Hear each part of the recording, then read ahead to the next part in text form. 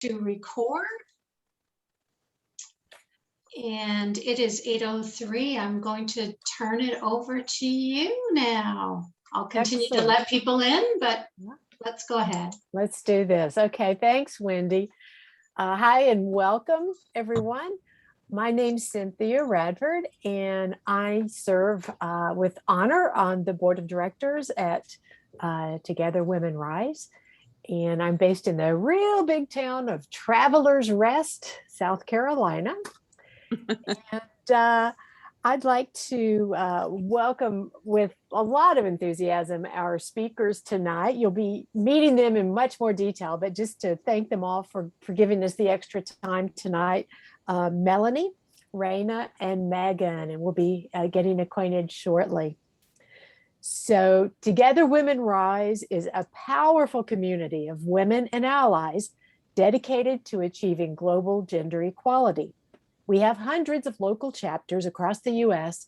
where members learn about gender equality issues, give grants to organizations that empower women and girls in low-income countries, and build community to forge meaningful connections with each other and with women and girls around the world. This is our monthly national webinar that's open to anyone that cares about and wants to learn more about global gender equality. So I'm pretty sure everyone's a Zoom pro by now. Though, like Wendy said, we're all still learning, new things as we go, new features. But I just wanted to point out a couple of the things we really rely on. The mute button, how to mute and unmute yourself, is in the far bottom left-hand corner. And you're automatically muted unless you want to say something. You need to unmute yourself first. And then if you've not discovered the chat box, which is in the middle of the bottom part, looks like a little talking bubble, I would invite you to open up the chat and type in where you're joining us from tonight. And then we'll keep an eye on that. And that way we can say hey. And also, if you happen to be joining us for the first time or the second time, if you're a newbie to Together Women Rise, let us know that too, so we can give you a special welcome and a shout out to you. And one other thing, the speaker versus the gallery view, if you haven't found that, in the upper far right-hand corner, you can either choose speaker, where particularly when we start hearing from some of our grantees, you want to see them real good. Otherwise, gallery lets you see the lineup of the usual suspects, and you can see all of us spread out a little bit that way. I usually like to do that. It's fun to see everybody. So this month's featured grantee project is with DREAM in the Dominican Republic. It's a country that consistently falls in the highest category of risk regarding girls' and women's sexual and reproductive health. There's widespread lack of access and accurate information. Let me take that from the top. There's a widespread lack of accurate information and no access to age-appropriate sexual and reproductive health education in the school system. Our project with DREAM involves implementing and monitoring a new app targeted for adolescent girls and women. This project will improve knowledge about sexual and reproductive health, equip women and girls with skills to make healthy decisions, and foster gender equitable attitudes. This culturally relevant digital curriculum will improve accessibility across DREAM's partner communities throughout the Dominican Republic in order to shift attitudes and bring about cultural change. So first, as usual, we're going to show the DREAM video, and then we'll introduce our speakers. So before we fire up the video, I'm just looking in our chat to see any newbies here. We want to make sure we don't leave anybody out. Wendy, you can help me take a look at that while we're looking at the video here. Here we go.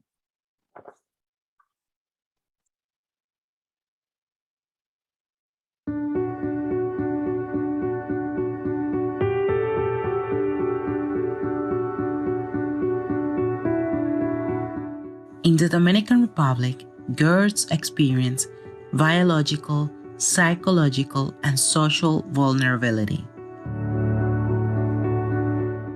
there are significant gaps in access to sexual education and knowledge about sexual and reproductive rights. Barriers to gender equality in the Dominican Republic include unequal treatment in decision-making and its influence on sexual relations for girls, the early age at which girls initiate sexual intercourse, especially high-risk intercourse with older partners, the high rates of physical and sexual violence in the population of girls and women, the high rates of unplanned teenage pregnancy. As the COVID-19 pandemic has prevented DREAM from running its traditional programming, we are additionally concerned about being able to effectively get necessary information into the hands of girls and women in our communities across the country. Therefore, we realize we must turn to new and innovative ways to transform our girls' empowerment program, UNICA, into dynamic digital content that can be accessed from home. ¡Hola, somos únicas! Conozco el centro educativo Dream Project desde que tengo 3 años. Es una institución muy importante para mí, ya que me ha brindado una buena educación y me ha ayudado a desarrollarme en diferentes áreas como son la música, la escritura, la informática y la escritura. UNIC es un programa de Dream Project que va dirigido a chicas entre 12 y 18 años de edad, cuya misión es empoderar a las chicas para que sean líderes en su comunidad. A mí me parece tan interesante que puedan hacer un currículum una aplicación, porque así muchas chicas pueden tener más oportunidades de cómo empaparse, de ser una adolescente y de sobre todo ser una mujer. Se siente bien que algunas personas, en este caso algunas chicas, que no tiene quien la ayude en su casa con el tema de educación sexual, estén aprendiendo a través de nosotras.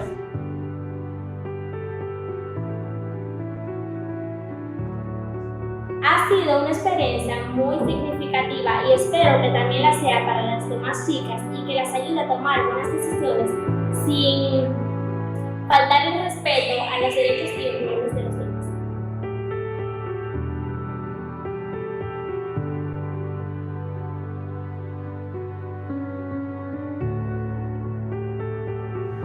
Participar en la creación de Única App ha sido algo increíble, excepcional, algo que se quedará siempre con nosotras, porque he participado y trabajado con mujeres valientes, podemos decir, con chicas que saben lo que hacen, que saben lo que quieren, que pueden hacer todo lo que quieran, porque vimos ahí que teníamos potencial para todo, crear historias. Somos unas escritoras brillantes cuando se van a dar cuenta cuando estén en la app y vean todas esas creaciones.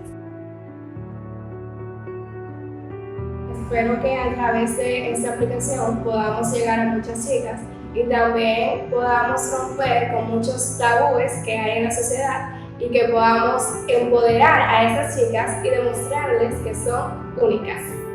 Quiero que esta pueda ayudarla a todas a que crezcan como personas y que tengan valor, amor propio y que puedan, que no tengan límites, porque ellas son únicas y son maravillosas.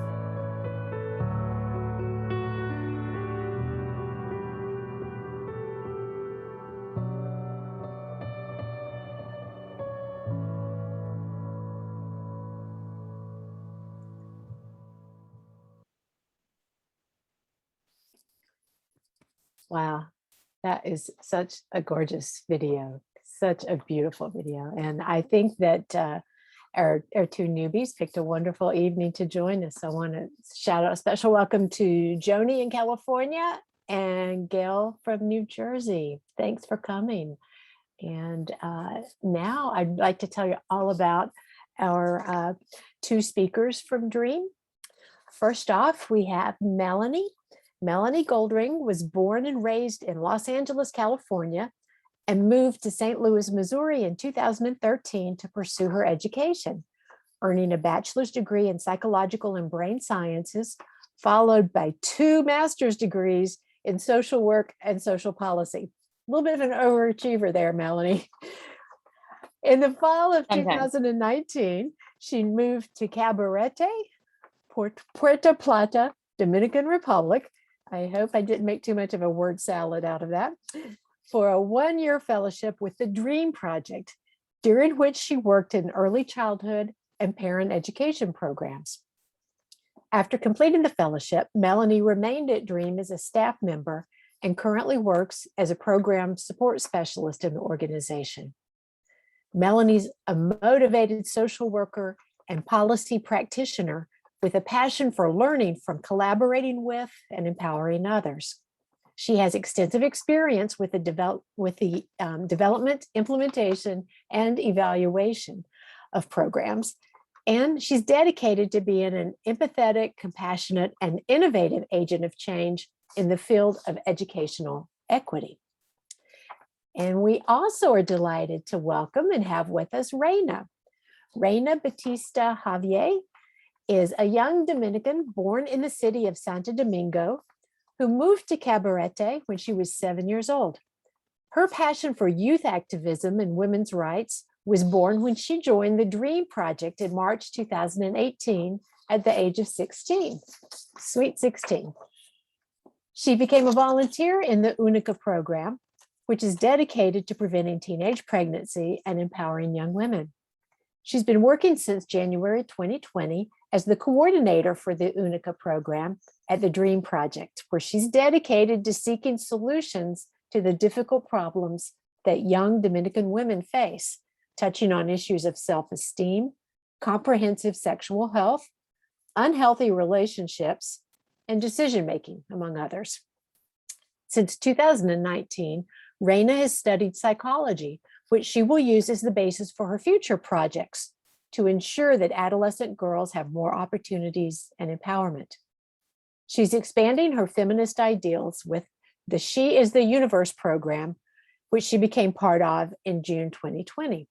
This program is dedicated to female empowerment with youth communities around the world, and Reina meets girls with whom to virtually share ideas and projects and seek the motivation to continue with them. So Melanie and Reina, thank you so much. We can't wait to hear from you. Thank you so much for having us. Thank you. Wendy, am I good with screen sharing capabilities? Sorry, I was on mute. You are now. Go ahead. Wonderful.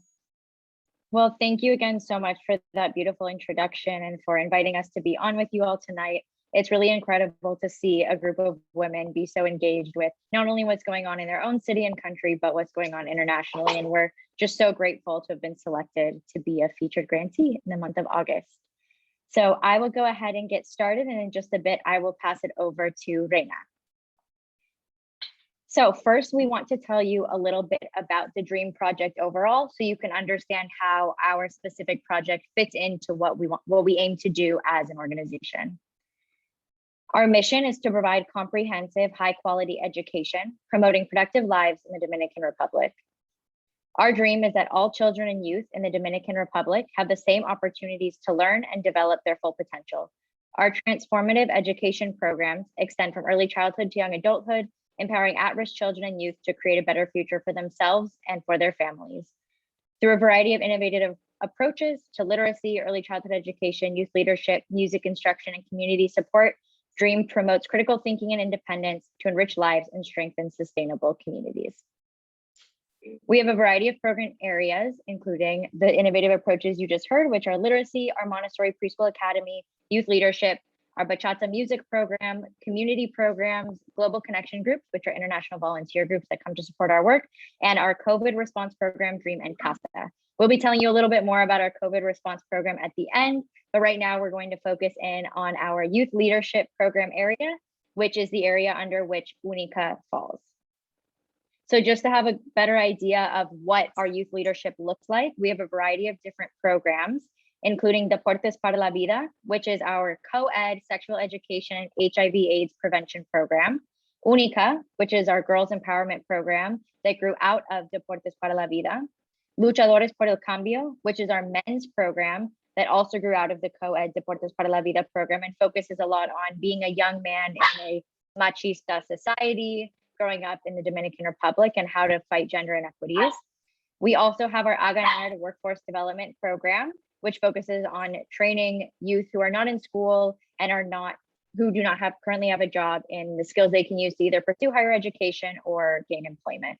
We offer scholarships for university, and we also participate in national youth networks where young people across the country connect on ideas related to civic engagement. DREAM believes that comprehensive youth development is key to ensuring that youth have the opportunity to live safe, healthy, and productive lives, ultimately strengthening the communities in which they live. Our youth development programs protect the basic rights of vulnerable youth, foster personal growth, promote positive behavior change, and develop future leaders. I will now pass it over to Reina to talk more specifically about our Única program.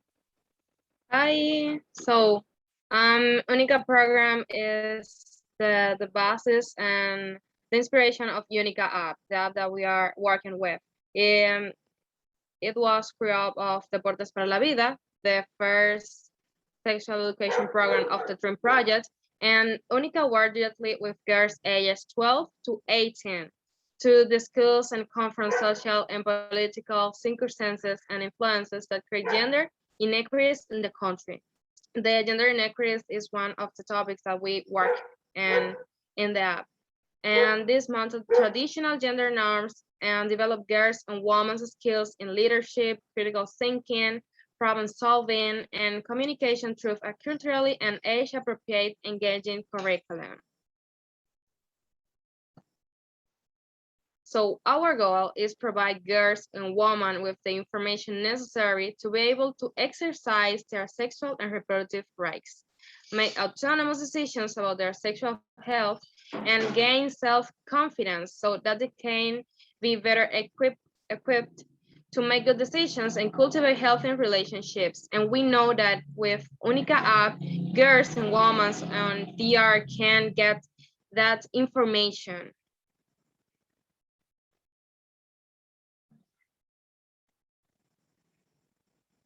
The impact and achievements about the Única program, and from the reactivation after a break due to the pandemic, because we had to stop the program because it's a presential program, interactive and dynamic. So the implementation of the Única traditional program in 5 community in the province of Puerto Plata, is a province in Dominican Republic, where we have the 95% attendance rate. We had 8 new coaches were trained this year. So, and on 2019 to 2020, we had 173 graduates of the program. And here we can see the improvement about the skills and the knowledge that girls had before and after doing the program.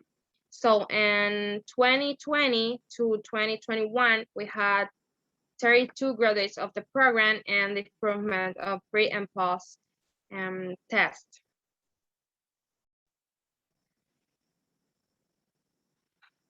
Here we have a picture about Beatriz. She's a coach, a trainer of Única program, and from 2018, like me. So I want to read it. My name is Beatriz Chin. Beatriz is the girl with the gray t-shirt. I am 20 years old and I belong to the Batey Libertad community.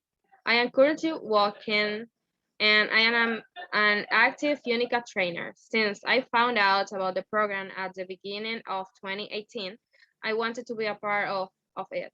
I trained in March 2018. The program has helped me accept myself as I am. I have empowered myself on issues of sexual education, decision-making, gender equality, among others.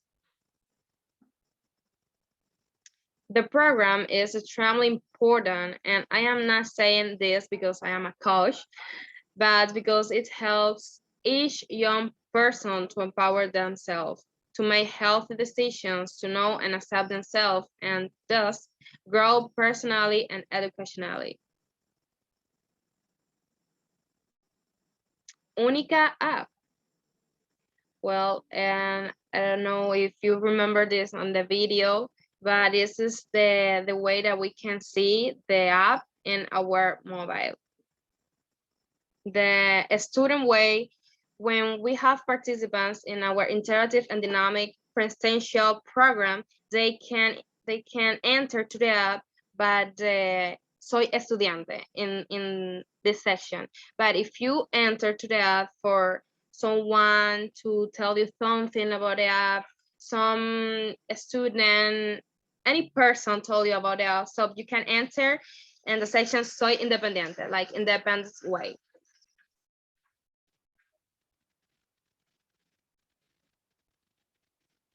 So some themes or topics that we explore in the app are gender roles and gender-based violence that is really common and normal in Dominican Republic, sexual and reproductive health, human rights, diversity and inclusion, financial literacy and job hunting, and etiquette. These topics that we work with in the app are the same topics that we work in the Unica Presential program. So we transform the Unica curriculum to the topics that we have in the app in 5 modules touching. So we touch every of these topics in 5 modules in the app.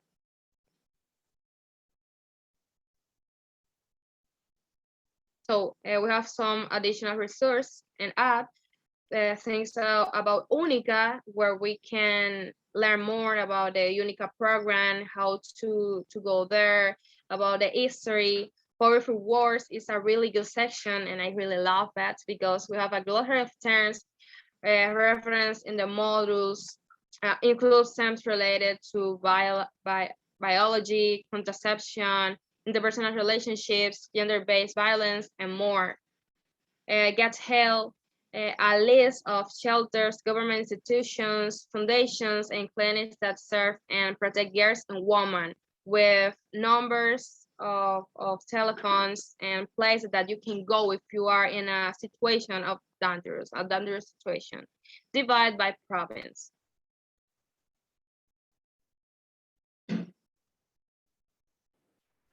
Thank you, Reina. So I'm going to talk a little bit about how we're implementing the app, which is the aspect of the program that RISE is funding.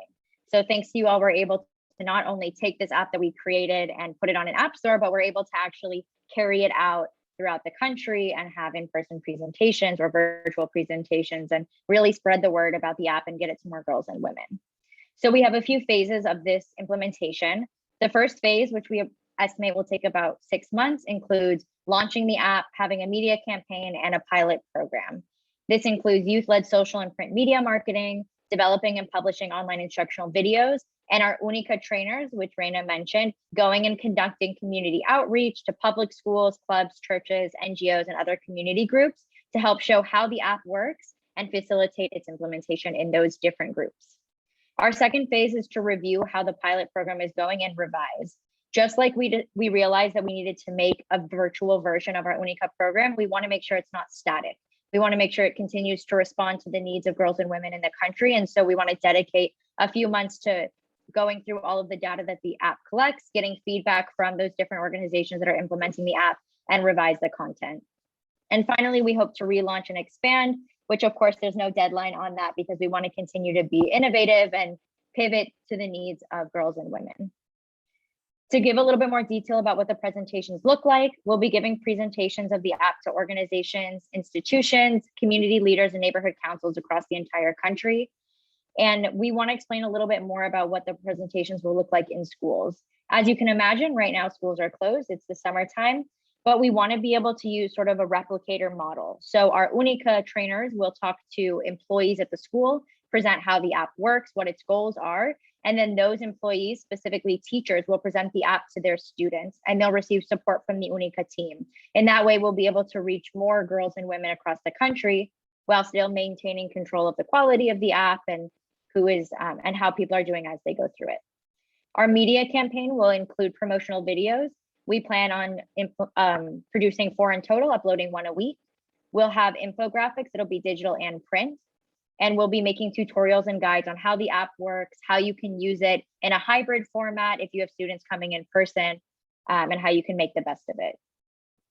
As was mentioned earlier, we have a few anticipated outcomes, including increasing girls and women's knowledge about sexual and reproductive health, equipping girls and women with the skills to make healthy decisions, and fostering more gender equitable attitudes. Based on our evaluation of the community, our social media reach, and our partnerships across the country, we estimate and hope to reach 2,610 girls and women in the first year. Thank you so much for giving us the time to present this project. If we have a little bit more time, I would love to show you that COVID response program, but if not, we understand and we can send a link to it so you can read more about it later, but I'll let Cynthia decide if we have the time.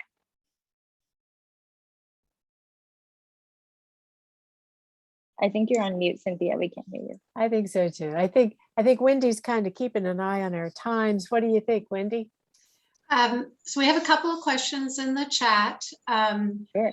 The first one to Melanie and Raina is how widespread is smartphone usage in the DR? Thank you. That's a great question. A lot of families, sort of regardless of their economic status, generally have at least one smartphone in the house or in the family. And there are these limited internet packages that families can buy so that they have internet for a day, 3 days, 5 days at a time, which is fairly inexpensive. And so we anticipate between someone in the family having access to the phone and being able to purchase these limited internet packages or having Wi-Fi in the home, that the app will be used, which is the nice thing about it not being a set time of the day, is that people can do it when they're able to get onto the internet. Thank you for that question. How do you track how many users you have for the app, and how many users do you have now? Have you actually launched the app yet? Yeah, the app is working. It is launched. Now. Yes, it's in the App Store and Google Play Store. And Reina? Yes, we have now 84 users. So now we are 84 person using the app. I don't know if I answered. Yes. Yeah. Okay. You did. How are your outcomes going to be measured? So each module on the app has a built-in pre and post test. So pre and post tests have the same content, just measuring what the person knows before they've done the module and what they've gained afterward. And so directly through the app, we'll be able to measure increase specifically in knowledge. We also will be soliciting feedback from our community partners. So how are they seeing the app being used in their community? Are their students being responsive?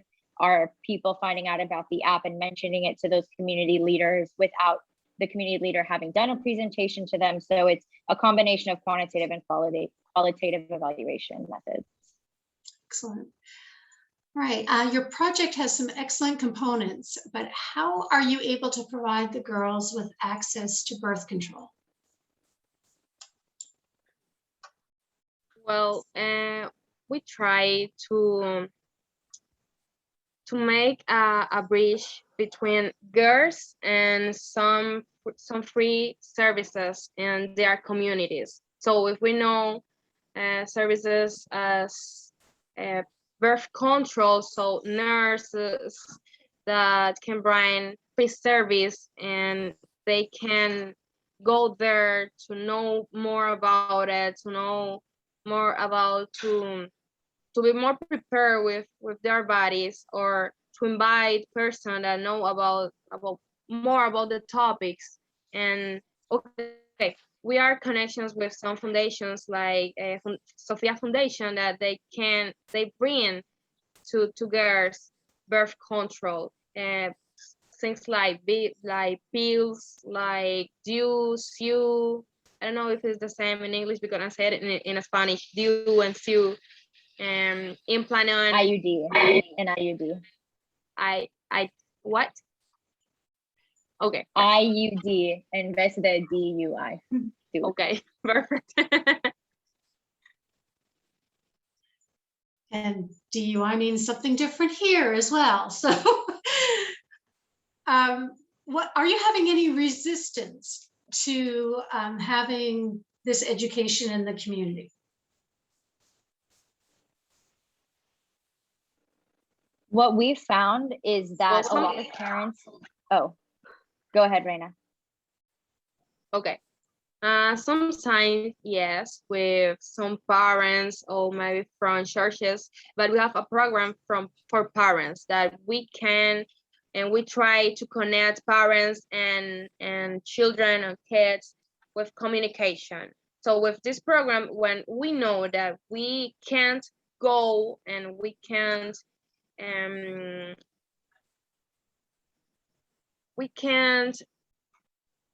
oh, I don't know how to say it. Dímelo en español, yo lo traduzco. Como si sabemos que no podemos llegar directamente, que tratamos de que los padres entiendan mediante el programa de padres cómo llegar a los chicos. El programa como básicamente les explica cómo abrirse a los chicos. Sorry for it. So in certain communities, we aren't able to get there, whether that be for, you know, physical restraint or because the community isn't as open to the conversations. And so we try to work more directly with parents through a program called Parents United for the Family. And we give them methods to communicate about these topics with their children. And then the parents are able to go home and sort of bridge the gap. And in that way, we also try to decrease stigma around the topic. We've also found that a lot of parents want their children to know, but they don't know how to have the conversation. So they're actually very open to Dream coming in and doing it for them. Last question for you. Well, maybe second last question. This question is, what motivates or gets the young girls interested in this app? Are they just simply curious, or is it kind of a game-based app, or you know what? And maybe tying into that, Reina, I understand you came to this project when you were around 16. What made you interested in this in Dream and the work that they do? I think are the topics. We can't hear, we hardly ever listen about the topics that we work with in the app. So about the sexual reproductive health, about the gender violence. We know we have some problems with that, but we hardly ever listen about, we don't know where or who with we have to talk about it. So with the app, with Unica program, I know that I can find some gear that I can talk about it to feel my curiosity. So the principal motivate, I think, is the topics that we work in the app, because girls don't listen about it in their communities. Yeah. I think also to just provide a little more idea of what the app looks like, it's a combination of readings, videos that link out to YouTube, and short audio recordings. And all of those modules were put together by the Unica trainers. So this concept of by Dominican girls and women for Dominican girls and women, which I think also draws people into the app. Right. Well, I think we're at the end of our time for Q&A with you. So Cynthia, I'll turn it back over to you. Sure. What an awesome conversation. And Melanie, if you would share the information on your COVID response, since time was a little bit tight, we'd love to hear more about that. So thank you for sending us a link to that. Absolutely.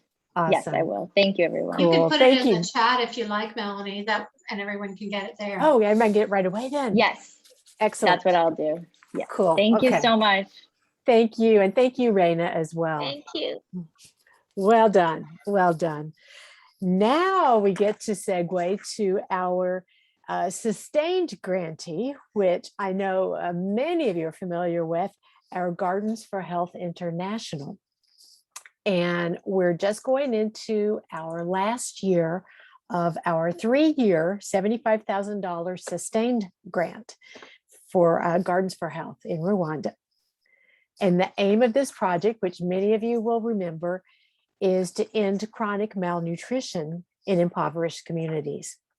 The project educates pregnant women on key nutrition and health topics. Great interest to me as I studied nutrition at school.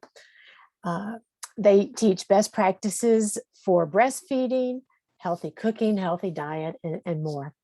So once again, we're going to play the video first, and then I'll introduce you to Megan McGee from Gardens for Health. So Wendy, over to you in the video.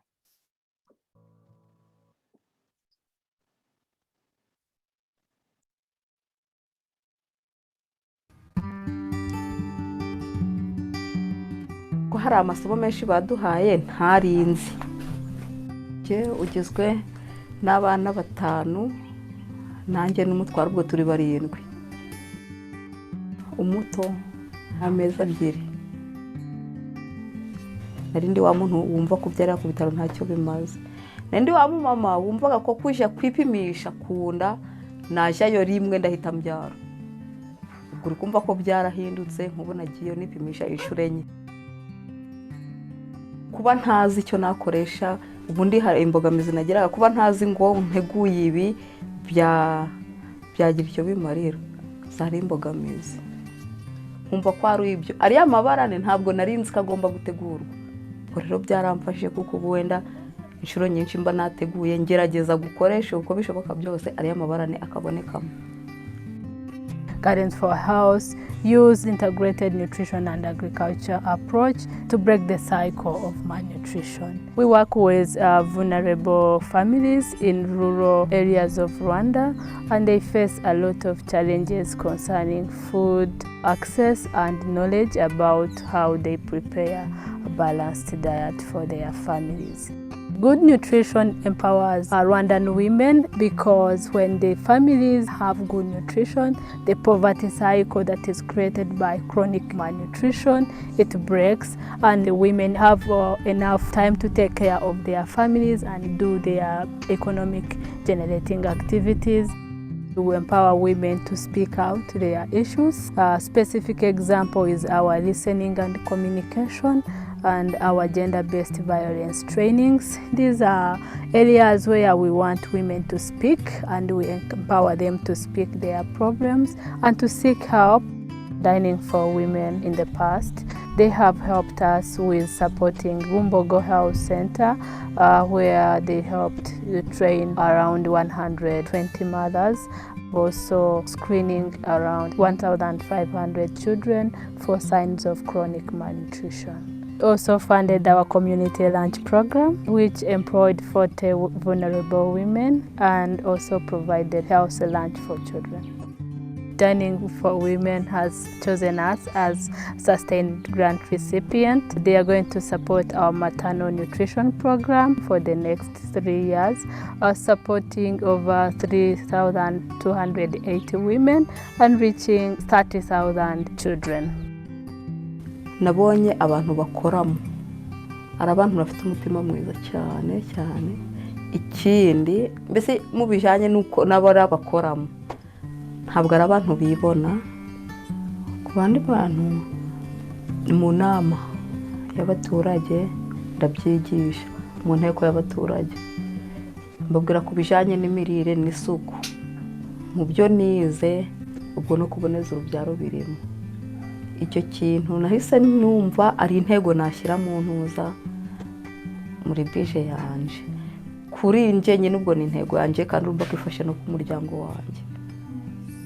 Nashimira umurima w'ubuzima uburyo uri kugitanga inyigisho mu baturage kandi pe biri kugerageza kuja biragenda biragira icyo bihindura he mu myumvire y'abantu.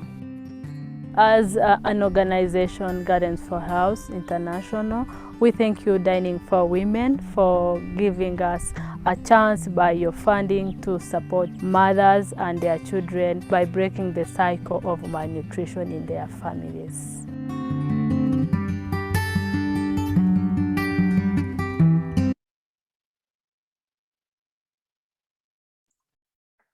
Again, another beautiful video, and I know everyone's anxious to hear from Megan and ask some questions on how things have been going. So let me tell you again just a bit about Megan.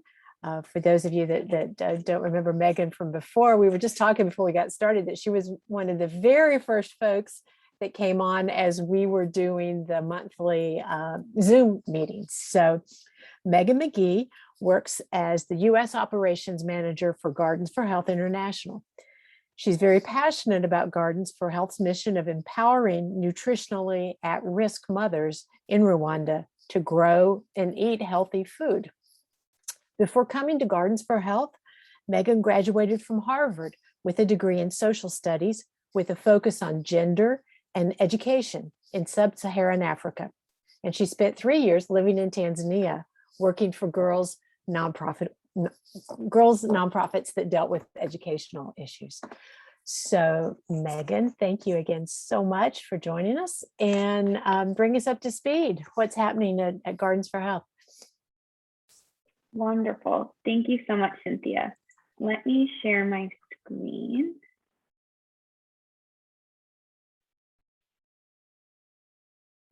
Okay. Can you all see that? Awesome. So I'm so grateful to have the opportunity to share with you all tonight. As Cynthia said, I had the opportunity to speak with Together Women Rise last year. And so it's a great 1-year anniversary of that. And yes, as we were saying, getting used to COVID and these virtual events. I think we're all pros at them now. Wonderful. So I'm going to tell you a bit about Gardens for Health International and a bit about the program that Together Women Rise supports. So who we are. Gardens for Health International is a Rwandan organization that works at the intersection of nutrition and agriculture. We fight child malnutrition by empowering mothers to grow and eat healthy food. If you come to visit us in Rwanda, which I know some of your members have, you would visit our 5-acre organic farm outside of the capital city of Kigali. This is where we trial agriculture techniques that are both innovative and indigenous. We use and teach regenerative agriculture practices that are good for both people and the planet. On the bottom photo, you'll see our farm table, where during non-COVID times, we gather together with our local community every day to share lunch. As Angeline said in our video, this was one of the programs that Together Women Rise sponsored when we were the featured grantee a few years ago. So why we do this work? Our organization was founded on this statistic that you can see on the screen. 80% of families grow food for a living in Rwanda, yet 35% of children are malnourished. This means that a lot of parents are farming, but a lot of children are still not getting the food and nutrients they need to live healthy lives. Oops, you can see my cat. The joys of Zoom. She wants to join in. Let me see. Okay, she's gonna be good. I think she hit my PowerPoint too. Okay, we're back. Can't get this if you're working from my office. Okay, so this means that a lot of parents are farming, but a lot of children are still not getting the food that they need. This simple concept that food alone does not equal good nutrition is at the core of our work. Families don't just need access to food, they need access to nutritious food. Because well-nourished children get sick less often, they perform better in school, and they're more likely to rise from poverty. So how we do this work. We tackle the root causes of malnutrition by equipping mothers with the seeds, skills, and support they need to set up healthy vegetable gardens at their homes with which to feed their families. We believe the solution to malnutrition can be found in a family's own backyard. We believe in changing systems, not just treating symptoms. That's why we're fighting to integrate agriculture and nutrition into the health system in Rwanda to end malnutrition for good. So that is a bit about Gardens for Health in general. And now on to the program that Together Women Rise supports. That is our maternal nutrition program. Our maternal nutrition program enrolls pregnant women in order to prevent child malnutrition before it even begins. It focuses on the first 1,000 days of a child's life. So that's from conception to 2 years of age, because this span of a child's life has lifelong effects on the child's health.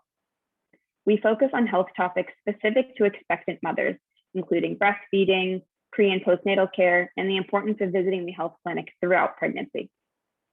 Each year, we train over 3,000 pregnant women through the maternal nutrition program, thanks to Together Women Rise's support. Now on to a bit about our COVID-19 response. So like many parts of the world, Rwanda has been battling COVID-19 since March 2020. In the past 2 months, the third wave of COVID and the Delta variant has hit Rwanda hard, resulting in the biggest surge in COVID cases yet, and a third lockdown last month, shutting down schools and businesses. GHI has responded to COVID by adjusting our regular programming accordingly. This has meant kind of pausing it on and off over the past year and a half, and also pivoting our efforts to ensure that everyone has access to healthy food during this challenging time. As you may have heard of in the US, the COVID crisis has become a hunger crisis. It's increased the number of food insecure families at risk for malnutrition, and it's hit the most vulnerable families the hardest. GHI is actively engaged in a number of activities to meet the nutritional needs of our communities during COVID. This has included distributing nutritious food from our organic farm. So we're putting our harvest to good use and donating it to those in need who've been affected by COVID, whether they've lost their job because of COVID or they have COVID themselves. We're trying to reach the most vulnerable families who need this food the most.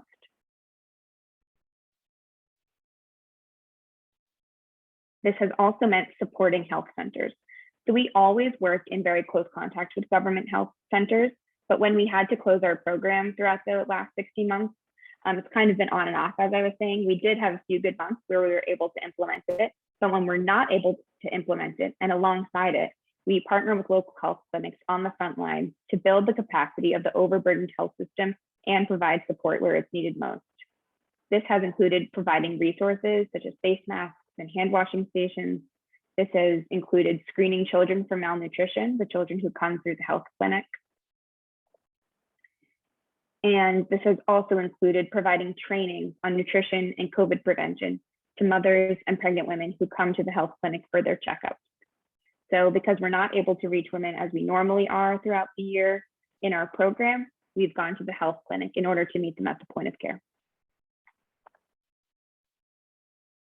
So thank you so much to Together Women Rise for providing GHI support through thick and thin, especially over the past year and a half, and joining us in our mission to combat malnutrition by empowering women to grow and eat their own healthy food.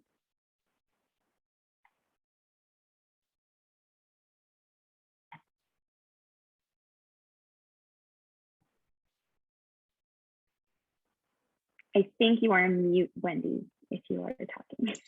Thank you. No worries. Thank you, Megan. And I encourage anyone to put questions in the chat. I know our advocacy chair is interested in knowing if you and Gardens for Health will be participating in the Nutrition for Growth Summit in December. I did not know of that summit, but I would love to hear more about that summit. So I'm the one US-based staff member. So one of my jobs is kind of managing our US presence. I don't know if that's a global summit or a US one, but we would love to. We're always looking for ways to interact with other people in the sector. Leslie, just for the benefit of everyone on the meeting, could you just briefly maybe explain a little bit about that and how that ties in with your advocacy efforts? So thanks, Wendy. So one of our advocacy campaigns this year is nutrition and malnutrition in particular. We have 4 pillars. One is maternal nutrition, micronutrients for mothers to be, not just iron and folate, breastfeeding support, vitamin A supplementation to prevent blindness and death, and ready to feed, ready to use therapeutic food. And there's a global Growth for Nutrition Summit, which will be held in Tokyo in the beginning of December. And lots and lots and lots of players. And I will send you that information about funding malnutrition and education, education, because we know if if girls are stunted because of malnutrition, then they will beget more stunted children. And it's just a cyclical problem. So it's a really important issue, and I think you can participate in it, Megan. I'll send you the information. I'll put it in the chat. Wonderful, that would be great. Thank you, Leslie. I'm sorry to put you on the spot, but that was good to add that context. There's another question here about the type of farming that's done in Rwanda, whether it's animals, vegetables, and what do you teach the mothers to plant? Great question. So when women enroll in our program, they are already participating in farming, in subsistence farming. So the majority of people in Rwanda and the majority of the women that we're working with are smallholder farmers, meaning that they're really just farming enough to feed themselves. A lot of them do also engage in their job with larger farms where they're farming for example, a company or someone else. So most of what they have are just very small plots at their homes. And when they come to us, they're using only the agriculture techniques that are locally known. As I said in my presentation, we try to blend kind of the cutting edge agriculture techniques in terms of regenerative agriculture with the local knowledge as well. So it's not like we're trying to trump the local knowledge. We're really trying to blend them together so that they're able to do farming that produces more yield, and that's also good for the planet as well, and that requires as little resources as possible. It doesn't require fancy seeds or fancy pesticides. It really requires the bare minimum because that's all that these women have. Sometimes they do have livestock, whether that's chickens or goats. And then often when they come to us, they're really only doing the basic. There's one type of leafy green that's very popular in Rwanda called amaranth. So normally they're just doing that. Maybe they're doing amaranth, oftentimes they're not. And then something like beans and rice or corn and rice or corn and beans. And we're really trying to get them to celebrate the rainbow of vegetables that they could possibly eat. So they actually kind of get a menu, if you think about it, of seeds that they can pick from. And we provide them with seeds of fruit trees, sweet potato vines, and then they're able to choose a few different vegetables. That can be something like onions, carrots, a lot of different types of leafy greens from, kale or nightshade or cucumbers, zucchini, radishes, a number of different things. And they have a choice based on what they want to eat because we do understand that a lot of these vegetables are new to them. So again, we're not trying to kind of tell them what to eat. We're giving them a choice of all that they can. Do any of them, I mean, I think it sounds like mainly what they're, even with the support you're giving them, they're still producing food just for their own family. Someone was asking whether they have access to markets to sell some of their surplus, but I'm not sure they have much surplus. But can they go to the markets to purchase things that they maybe aren't able to grow themselves? Great question. So our focus is in nutrition sensitive agriculture. I know that's something that sets us apart from other organizations. A lot of organizations that work with women farmers, they're just trying to increase yield in order to bring it to market. And we're really trying to increase the nutritional value of the crops that they're producing.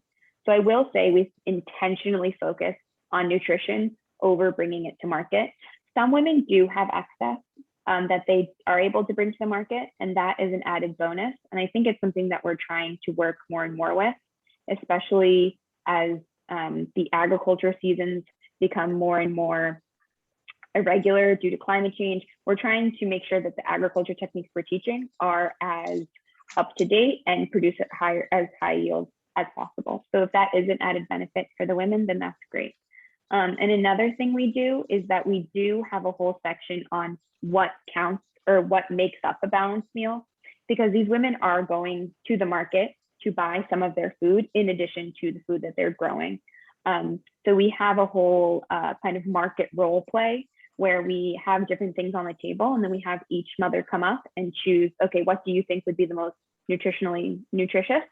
And kind of showing that the biggest vegetable, for example, something like cabbage, doesn't actually provide as many nutrients as something that may look smaller, like kale or a different type of leafy green, that it's not, bigger is not always better, and that you really need to understand the nutritional value behind the things that you're eating rather than just eating, I don't know, for example, soda. So soda can, give you sugar, give you energy, but that's not actually what your child needs, for example.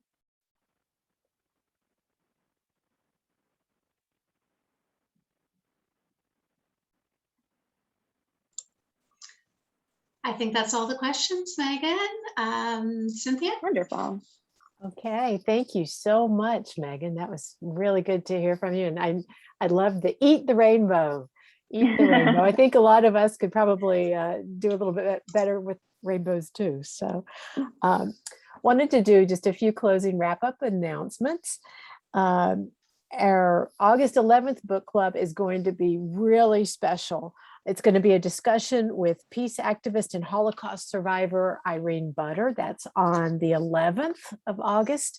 And a bumper crop of folks are signed up for that. So that's going to be really fantastic.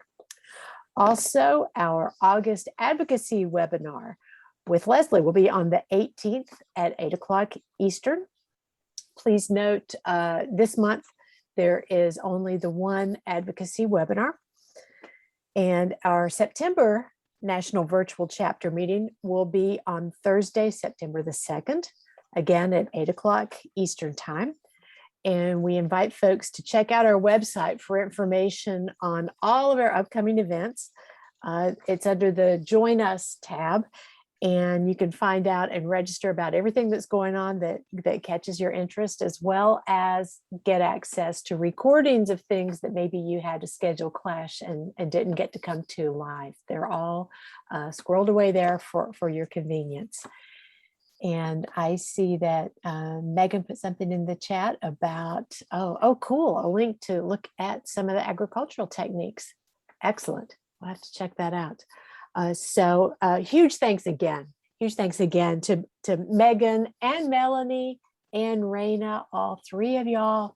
We're just ever so grateful for the wonderful work that you're doing and for partnering with us to help some women and girls in some amazing ways, truly amazing ways. And I hope Joni and Gail, who are our newbies, that you are as impassioned as we are. You can see tonight a great example of what we have going on. So thank you for joining us.